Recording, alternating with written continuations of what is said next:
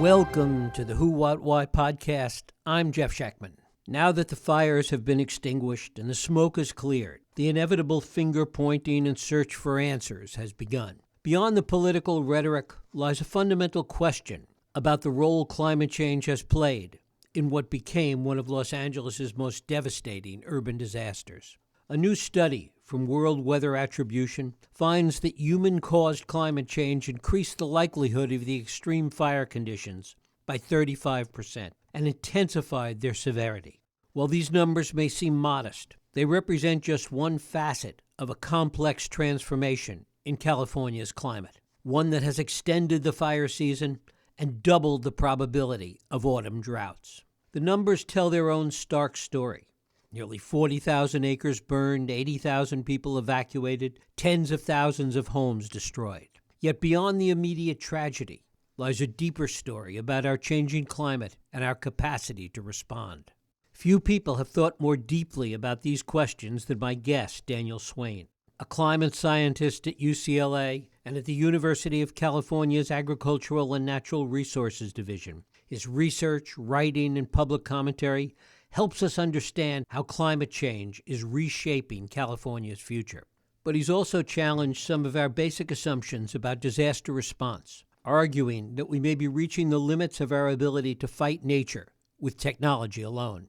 His clear-eyed analysis has made him an essential voice during disasters, cutting through misinformation to help us understand what's really happening on the ground. And his insights about the intersection of climate, public policy, and human behavior offer crucial lessons on how we might better prepare for what lies ahead. It is my pleasure to welcome Daniel Swain here to the Who, What, Why podcast. Daniel, thanks so much for joining us. Thanks for having me. Well, it is great to have you here. We've talked a lot about this event that took place first in Pacific Palisades and Altadena as an extreme fire event, but really what it was an extreme weather event first. Talk about that. Yeah, I think that is a helpful way to think about what transpired in Pacific Palisades and in Altadena the night of, the afternoon in the case of Pacific Palisades of January 7th, and then later that night in the San Fernando and San Gabriel valleys as an extreme weather event with fire embedded in it. That's a term that I'm borrowing actually from some colleagues who are meteorologists who predict fire weather. And I think that is an appropriate frame for thinking about this. To it, I would also add, it's also an extreme climate event. And so this sort of gets into this dimension of what do we mean when we talk about weather versus climate and how those things intersect with the natural world and with our modern society. So I look forward to getting into all of that. Yeah, talk about the way we should think about that, because so often we mix up the weather and the climate and all of these things. They get thrown into the same basket, and it really prevents us from better understanding what precipitates these events. Yeah, and here is where I'll say something perhaps slightly controversial among my colleagues, which is that I think we separate weather and climate perhaps a bit too much I think especially in our public conversations about both of them. And I say that as a person whose professional background was actually originally in meteorology, so weather prediction. My undergraduate degree is in atmospheric science, and a lot of the people who were in my graduating class are today work for the Weather Service or are TV broadcast meteorologists or have jobs like that. And so I actually view, and then of course I went on to become a climate scientist, and that was what my PhD training was focused on. But I like to live a little dangerously, if you will, and mix my weather and my climate, not recklessly, but with purpose and with focus. And I think the reason why that matters is it's absolutely true that weather is not climate. Weather is essentially this collective of individual episodic events. The analogy I've heard that I think is nice is, the weather is essentially one outfit of clothing that you might wear, and climate is more akin to your full closet or wardrobe of all your possible outfits. So it's a portfolio of clothing in the analogy. In the real world, of course, the climate is the full distribution or envelope of individual episodic weather events that we can experience. So they're clearly not the same thing. But on the other hand, they're also clearly intimately related. And the reality is that climate change can be also viewed as weather in aggregate change, because ultimately it is, weather events across time and space that make up climate. And so if the climate is changing, so too therefore are the constituent individual weather events. And that does include extreme weather events, even if climate change isn't the only factor in any of these individual extreme weather events. It is increasingly an important player in many, if not most of them. And so I know it's a little bit of a nuanced, take on this that goes a little bit beyond the soundbite, but I think it's difficult to simplify to the soundbite, because if we either engage in these overly strict binaries that weather is not climate and therefore don't confuse the two, or all weather events are all extreme weather events are clearly caused by climate change. I think both of these end up putting, writing yourself into a scientifically unjustifiable corner. Whereas the reality is, if we think about climate change as essentially as a large scale global shift in the kinds of weather events that are possible at any given place at any given time, I think that gives us a more helpful frame for thinking about, both specifically in this case with the fires in Southern California and more generally, how we will actually experience global warming as individuals who typically live in some particular place on Earth. And to bring it back to the whole meteorological aspect of it, it is also predictable. Both the climate side and the weather side are both predictable within a certain range. Yeah, and I think this is something that is important to realize, is that, for example, uh, the antecedent series of climate events that sort of facilitated this wildfire disaster in Southern California was really twofold. One of them is a little bit counterintuitive, which is that it was actually really wet for two consecutive winters before this winter. Uh, and you might say, why? Well, why do really wet conditions increase fire risk? Well, they don't in the moment, of course. And then, as you might expect, we did have two really quiet fire years in Southern California following those two wet winters. But then, what we've got is an ecosystem in Southern California where there are large areas that are primarily characterized by grass and woody shrubs known as chaparral. And in those ecosystems, the wet years are often the years where you get a bunch of extra vegetation growth. Just imagine what happens when you either choose to water your lawn, if you've got a lawn, or don't. It really does affect how much lawn you have. uh, and you can actually experience the biomass by, if you've ever mowed a really lushly watered lawn and how heavy that is versus one that's brown and dry, you get a lot more material. Well, that literally means that in a place like Southern California, following these wet periods, you actually have more potential fuel for the fires to come. So we had that as recently as last spring, so May, June 2024. Then we had our usual long, dry summer. Summers for those outside of California are pretty much always bone dry along the coast. In California, that's normal.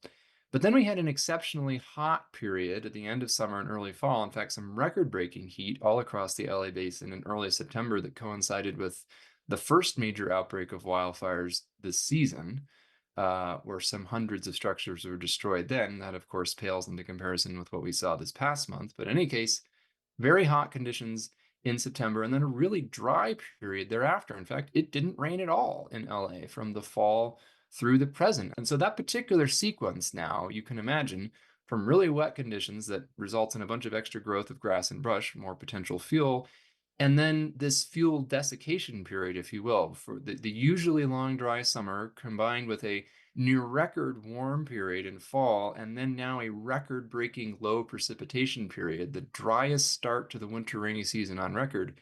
That particular order of events, from exceptionally wet to exceptionally dry, is probably the worst set of conditions you could imagine for wildfire risk in Southern California, particularly if you add to that the fact that the winter, so December and January, is offshore wind season. So Southern California does tend to see these strong, dry I've called them blow dryer winds because they're just really disruptively windy and dry and uncomfortably so. Even if you're outside, you feel it in your skin and your face and your eyes. That peaks in December and January. So what we have now is sort of a 1, 2, 3 punch. It was wet, there was more growth, it was record dry. We had all of that growth dried out to summer-like dryness levels, and then we continued that right into the typical wind season when it's usually wet. By this point, usually it's rain, but it hasn't this year. The winds came and were sort of the catalyst for this extreme weather event with fire embedded in it that we saw that was so devastating. And this goes to this idea, which you've written about and researched and talked about, of what you call hydroclimate whiplash. Explain that. Yes, it definitely does. And what we're currently experiencing in Southern California is a literal classic textbook definition, or it's essentially this is a classical wet to dry whiplash event as we defined in this recent review paper, which is really the motivation for which was drawing together some disparate threads about how we understand changes in hydroclimate. So the portion of the Earth's climate system that relates to water. So either its abundance or lack thereof. And in this review, what we found was, after looking at 200 odd papers that have explored different angles of this over the past couple of decades, and sort of synthesizing them, and then also conducting our own summary analysis on top of that to look at some of the most recent data and tie it up into a bow, is that there has already been an increase in the globally aggregated level of what we call hydroclimate whiplash, these rapid transitions between either wet and dry states or dry and wet states. They're kind of symmetric in that sense, and that this is actually expected to become even more intense and more widespread in regions that haven't yet experienced this historically, as the climate continues to warm, to the point that at around 3 degrees centigrade of global mean warming, about 5.4 degrees Fahrenheit of global mean warming, which is only slightly above the median estimate of where we're headed on our current policy trajectory in terms of global warming, that we will probably see more than a doubling of the historical frequency of hydroclimate whiplash. And that's not a small change at all. That's actually a really big number, given that these events historically have been very disruptive, as we just saw illustrated in pretty dramatic and tragic fashion in Southern California. And how much of this is indigenous to the particular aspects of climate and geography in California, and how much really is true on a much broader frame, regardless of where we're talking about? One of the things that I found most interesting from doing this review and the analysis associated with it is just how geographically widespread the projected increase in hydroclimate whiplash with global warming actually is. It's true across virtually all global land areas, with very few exceptions. That's not true of all that many metrics related to global warming. I mean, of course, temperature is one of them. It's getting warmer everywhere, although there are different rates of warming depending on where you are. But if you look at changes in average precipitation, for example, well, some places are getting wetter, of course, in a warming world, but other places are going to get drier. But when we looked at this whiplash metric, it kind of transcends that, where both places that get wetter and drier on average both tend to experience increases in these sudden transition between wet and dry states. And that I thought was actually a little bit of an epiphany, in the sense that it really, I think, illustrates that one of the signature flavors of global warming, at least when it comes to water, is more volatility, regardless of what you're used to in your local background state, regardless of whether you live in a dry place to begin with or a wet place to begin with. Expect more of the unexpected, expect more of these wild swings. And this appears to be true in California as well as other regions. I'm not sure the metric we use specifically for this review is the best one to illustrate it for California, but we've done it using other metrics that are a little more California specific, and they show very large increases in precipitation whiplash, particularly, again, in Southern California, which is directly relevant to the conversation we're having right now. But I think that, this is something that's likely to emerge not only in California, but broadly. And so I think that's one of the reasons why we wanted to write this review and sort of offer this framing, which was that I think it's a useful way to bring together some disparate threads and some maybe counterintuitive ideas about how global warming is affecting the water cycle. We already knew that it was intensifying the water cycle, but what that means in tangible terms, I think, is encompassed in this increase in hydroclimate whiplash. And as this increase happens, one of the things that seems to be a reality is it becomes more difficult all the time to fight these fire events. And in fact, at a certain point, reaches the limits of any of our ability, technologically or physically, to fight these fires. Yeah, and I think the main connection between global warming and increasing wildfire risk, both in places that were historically wildfire prone and in some places that were not, is through the dryness of vegetation. So essentially, increased landscape level aridity. Uh, and the whiplash angle on this is that that happens not only in places that are getting drier on average, but it happens at least episodically in places that are getting wetter on average. Because, of course, if you're in the middle of a historically severe drought, even in a wet place, you're still going to have some major problems. So as the climate warms, the degree to which the vegetation is likely to be flammable in any given place is increasing. And the dryness or flammability of that vegetation is a big part of what drives wildfire intensity, both literally in how hot the fires burn, but also how extremely the fires behave in terms of how rapidly they advance across the landscape, which is a major risk factor in structure loss and lives lost. We know in fires, and we know that fires are moving more quickly across the landscape in the intensity at which they burn. So literally the accumulated thermal energy that these huge combustion reactions release, which we have also seen now, is observationally increasing. It also is associated with larger fires, which I think is a less perfect metric simply because it doesn't tell us as much about the impacts in terms of structures lost or lives lost or even ecosystems disrupted potentially. So the acreage burned is used as a metric a lot of the time because we don't have long historical records that we would like for these other quantities. But we've seen links between climate change, mainly through vegetation dryness or landscape aridity, and increases in all of these quantities. And why that matters on the ground is that contemporary wildland firefighting, so all of the kinds of tactics and equipment and personnel that we see fighting these fires in LA County, for example, this month, it takes an army. Like the literally there are 10 to 15,000 people whose job it is right now to fight or manage these fires and their aftermath in Los Angeles County specifically. We're not even counting all the people who are sort of assisting in a secondary capacity. We're talking about primary wildland fire personnel. It's in the five figures.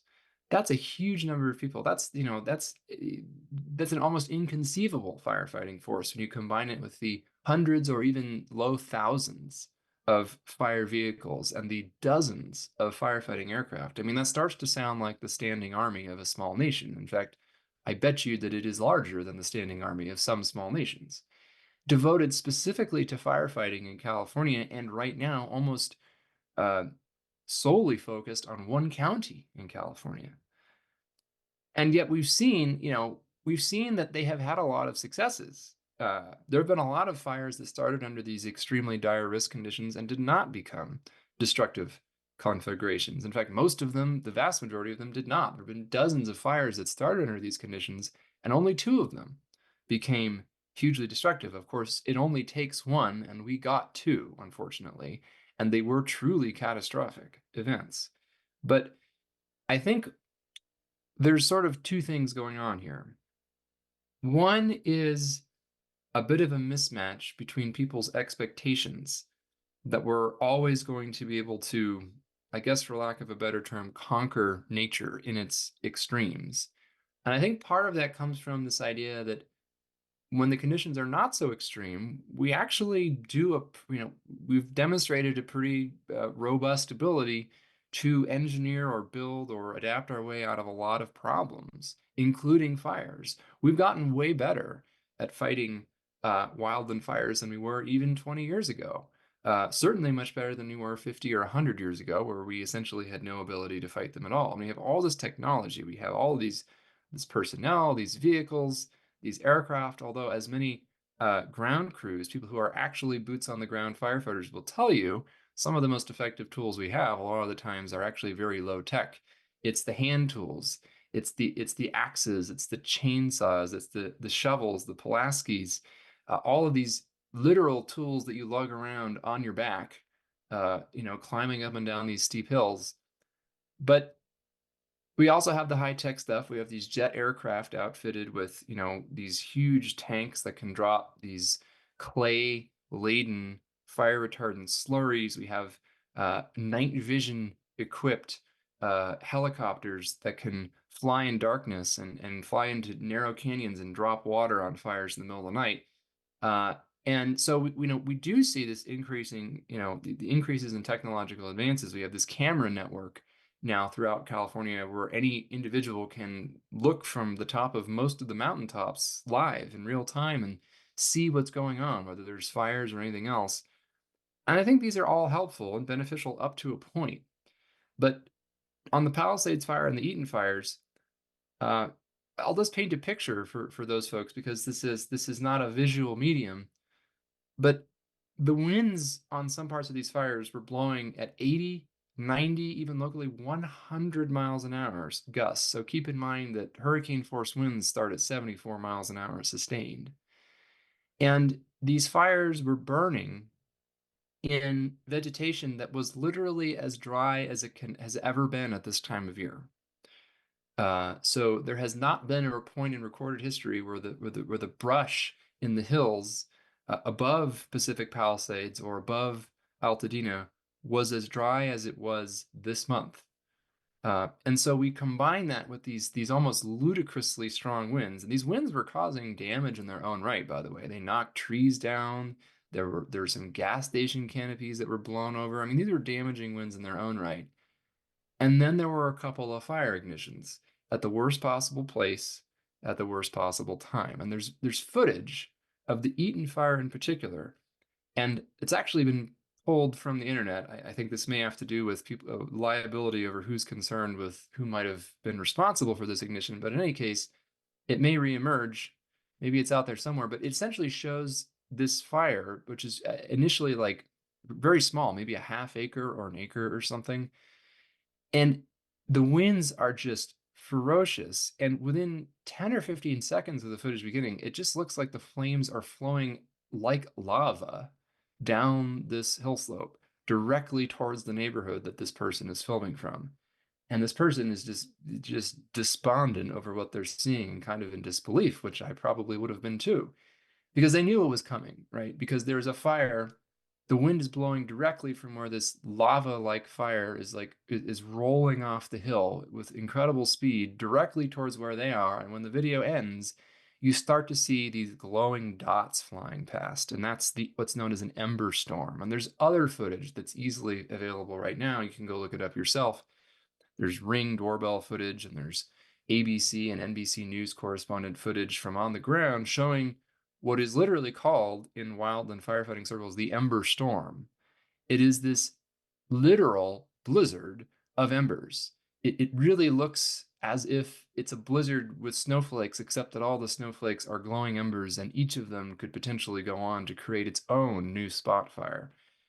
Hurricane force blizzard of embers, as far as the eye can see. And then once this ember storm reaches structures and a few of them catch on fire, each one of those structures starts then producing its own individual, personalized new ember storm with thousands or millions of embers emanating out and blowing as much as 2 to 3 miles away from the closest open flame. Again, each of these embers is essentially an opportunity for the fire to hopscotch along, sometimes skipping over miles at a time. This is why obstacles like 6-lane freeways and rivers and roads and irrigated golf courses are not really a barrier to this kind of wind-driven fire under record dry conditions. And the reason I'm emphasizing the visuals so much is that I think it's hard to conceive of conditions like this if you've never personally experienced them. They are so extreme that there is a genuine limit on the physics of extinguishing combustion in that setting. And there were hundreds of fire engines almost within an hour or two on scene in these fires. But the reality is that even if there had been an almost unlimited water supply coming out of the hydrants, you wouldn't have been able to greatly affect the outcome once the fire reached that point, burning structure to structure to structure. I think all of this just sort of collectively speaks to the collective disbelief over the scale of and the extremity of these kinds of extreme weather events with fire embedded in them. I've experienced one of these personally in Colorado during the Marshall Fire back. It was coincidentally also a winter fire in December with wind gusts that were around 100 miles an hour. And this ended up becoming the most destructive wildfire in Colorado history, similarly burning from structure to structure and neighborhood to neighborhood. But I think a lot of people struggle to grasp the scale of what happens because it's so far outside of the realm of regular experience. You're used to seeing perhaps, a structure fire in your neighborhood, and the fire department comes and 5 or 10 fire vehicles show up, and that one structure might burn down, but they put it out, and the adjacent structures are usually okay. But imagine what happens, that doesn't scale if there were 10,000 structures on fire simultaneously adjacent to one another. That's not 10,000 times harder, which would already be a big increase. It's essentially an impossibility to manage that the way that I think people would want to. And what also is an impossibility, given the scope and the way you describe it, is one, adequate preparedness, and two, the way even something like insurance companies need to begin to look at these. I think that's another thing to realize is that a lot of the places that burned here, well, in Pacific Palisades, that was an area that was known to be very high fire risk almost throughout the entire city. So that unfortunately was, to anybody in the business, probably a known hazard. But I think that a lot of the places that burned in Altadena and on the east side of the valley were much farther from what most folks would consider the wildland, including insurance companies. Certainly, most people who lived there, I think, thought they were fairly well protected. And I think there's a couple of lessons here, which is that under particularly extreme conditions, the wildland urban interface extends miles away from where the brush and the trees are become discontinuous or patchy. And the other reality is that we have not built most of our homes and structures in California really to be fire resistant. There are some newer structures that are, and indeed a greater fraction of those, it's already clear, survive these fires, although not all of them. Uh, but I think what we're coming to terms with is that California has always been a very fire prone place, particularly the places that have burned recently in Southern California. That's not new. Uh, and that the fire hazard is increasing, both due to a warming climate and other factors as well. But that also we have more people living in these high risk zones than ever before. So it really is kind of the trifecta of risk, unfortunately, and they all feed off of each other. Yes, climate change is lengthening fire season and making vegetation more extremely dry and increasing the likelihood that we see overlap between critically dry vegetation and very strong winds this time of year. However, the other thing that's driving a lot of the risk in these huge structure loss events, these really devastating, whole neighborhood or whole town gets wiped out type events that we didn't used to see, but now we've seen, I don't know how many times in the past 10 or 15 years in California and beyond, is that the population, the number of people living and building structures in these particularly high risk zones has ballooned. There's actually been more growth in the high risk zones than outside of them in recent decades in California. At the same time that in forested settings, we kind of let this 20th century policy of uh, suppression of all fires get ahead of us and sort of increase risks in those forested settings because there's not enough fire to do the beneficial underbrush clearing and to keep the tree density lower, more like it would be in a more healthy ecosystem. And then obviously what's happening in Southern California right now, they aren't really forest fires per se, because they're mostly burning in grass and chaparral, which is essentially large woody shrubs. Here, the situation is a bit different, but we still haven't really managed the landscape with fire risk in mind at the kind of scale that we would need to. So there's really three things going on. There's climate change, there's the expansion of populated areas into known high risk zones. So even if nothing else had changed, that would put more people at risk than used to be. And there are these genuine questions of land management that are playing into this as well. And the specific questions vary a little bit based on where you are and what ecosystem you're in. But the general argument I think holds. And that's why, for me, as somebody who studies these things and has colleagues who are more specialized in each individual aspect of this, I work with them closely, is that a lot of people are talking past each other in the conversations about what's going on right now with these fires specifically, and more generally about climate change and wildfire, which is to say, it certainly is a major reason why things are as bad as they are. And if we deny that, we're not fully acknowledging, I think, the scope of the problem at hand. But also, it isn't the only thing that matters. In fact, in some cases, it may not even be the primary risk factor that has increased. It's always there lurking in the background. Sometimes, in some cases, it's actually more in the foreground, but sometimes it is more of a secondary piece relative to the other two realities that I just mentioned. Given that complexity and given this multiplicity of causes, how do we begin to think about solutions to any of this? To get to solutions, as much as a climate scientist, I know that we need to solve the climate crisis, and we need to do so ultimately by essentially bringing our global emissions close to zero as quickly as possible in terms of carbon. That really is the only way to do it.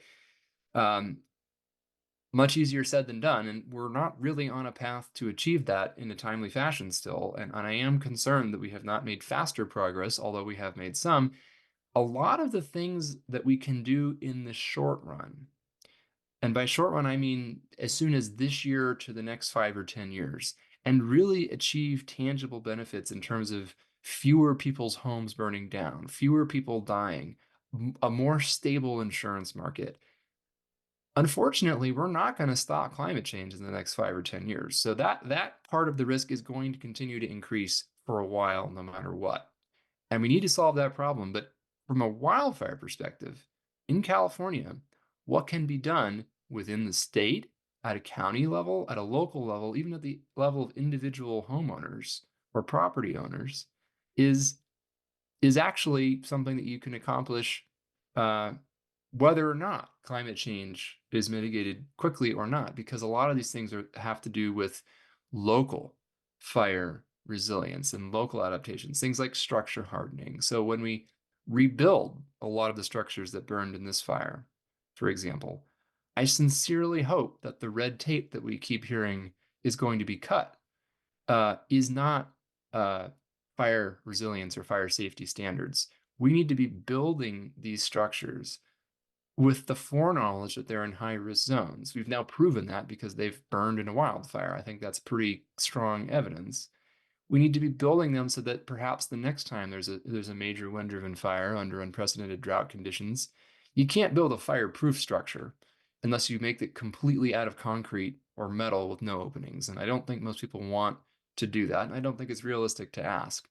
But we do see that there are ways you can build structures. There are ways you can manage the vegetation in your yard, and the way that cities and counties and states can manage the vegetation surrounding communities, by using things like prescribed burning, for example, or in some cases, a targeted mechanical thinning of vegetation where prescribed fire isn't safe or appropriate for whatever reason.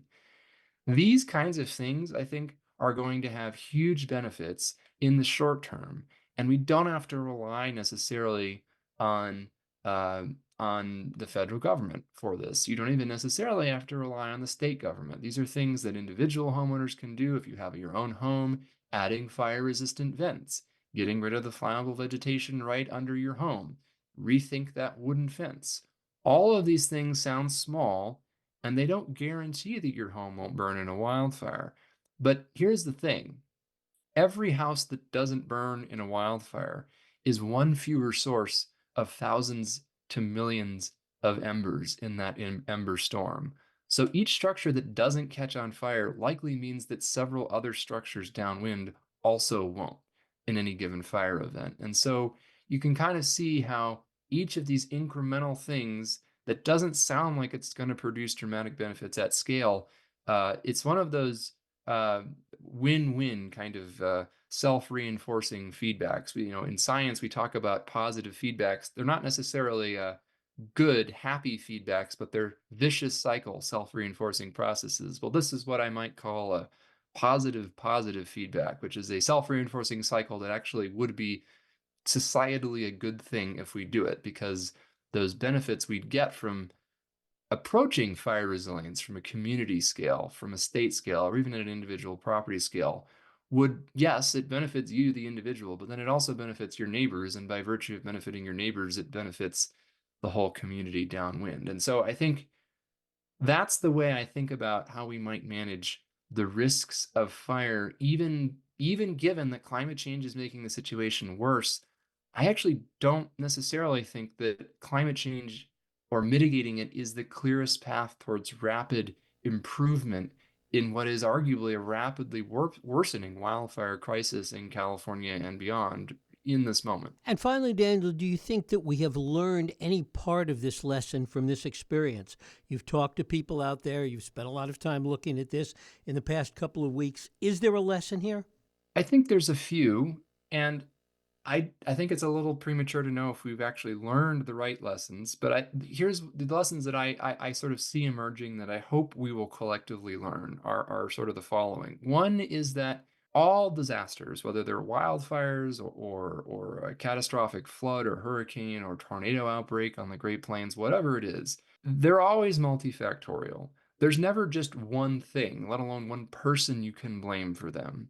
And when we do that, when we look for scapegoats, whether that's an individual, whether that's the mayor of LA or the governor of California or the chief of LA County Fire, or sort of concepts in a more abstract sense, whether we blame vegetation management or climate change narrowly as a singular reason why things are the way they are, it's not only inaccurate, but the reason why I think it's a problem is that it distracts us from actually addressing the full complexity of the underlying issues. Because if there is one person you can blame or one process that's singularly responsible, you might believe that there's a silver bullet solution, this one cool trick to solve the escalating wildfire crisis. And the reality is, because there isn't one clear, dominant reason why things are as bad as they are, if we only attack one angle of the problem, we aren't going to solve it. And so that is why I think one lesson is embracing complexity, realizing that disasters and wildfire disasters in particular are multifactorial. That yes, there's climate change.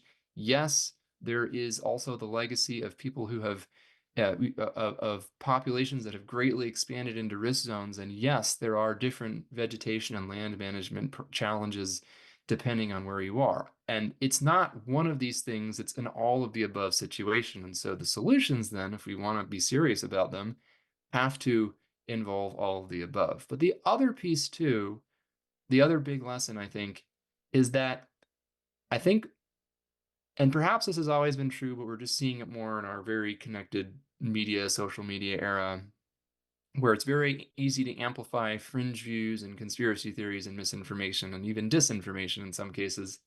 But the fact that when there is a natural or a physical event, a disaster, an extreme storm, a catastrophic wildfire that is so beyond the typical scale of things, that is such a conspicuous mismatch with our expectations about how the modern world is supposed to work and how insulated we are supposed to be. In California, for example, one of the wealthiest, technologically advanced places in the world by many metrics, that does not fully insulate you when the natural world wants to throw something really big and bad at you. And that doesn't necessarily mean it's anyone's fault or that there are any obvious uh, grossly negligent failures that led to this. It's just that sometimes the you know the natural world wins. It really is that powerful, and sometimes all we can do is to try our best to get out of the way. And there are other things we can do to mitigate our vulnerabilities and manage those risks. But ultimately, there are going to be some events, and climate change does up the ante on precisely these kinds of, at the upper end of the distribution, kind of events that are the scariest, that we can't fully mitigate the risks of. And what that means is that what we want is a society that can both A, acknowledge that reality without, devolving into conspiracy theories and finger pointing, and B, thinking about how we can manage our warming world and our complexifying world, if you will, in a manner that accommodates that, not by preventing every bad thing that might happen, but by responding appropriately to it, helping people get back on their feet, making bad things less bad. I think is a very simple way of describing, I think, certainly my philosophy. Preventing as many bad things as possible, and then the things you can't prevent, mitigating the outcomes as much as you possibly can. And as we saw in cases like this, sometimes even those mitigated outcomes are still terrible. And that is a difficult reality to face. But if we don't just want this to be the way things are moving forward, we will have to do things differently. And part of that is acknowledging that there will be extreme events beyond which we can fully prepare for or fully mitigate. And so the question is, what kind of world do we want in that reality? And how can we build a world where we're better able to support each other and recover from those sorts of catastrophes when they do occur? Daniel Swain, I thank you so very much for spending time with us here on the Who, What, Why podcast. Thank you again. Thank you. And thank you for listening and joining us here on the Who, What, Why podcast. I hope you join us next week for another Who, What, Why podcast. I'm Jeff Sheckman. If you like this podcast, please feel free to share and help others find it by rating and reviewing it on iTunes. You can also support this podcast and all the work we do by going to whowhatwhy.org/donate.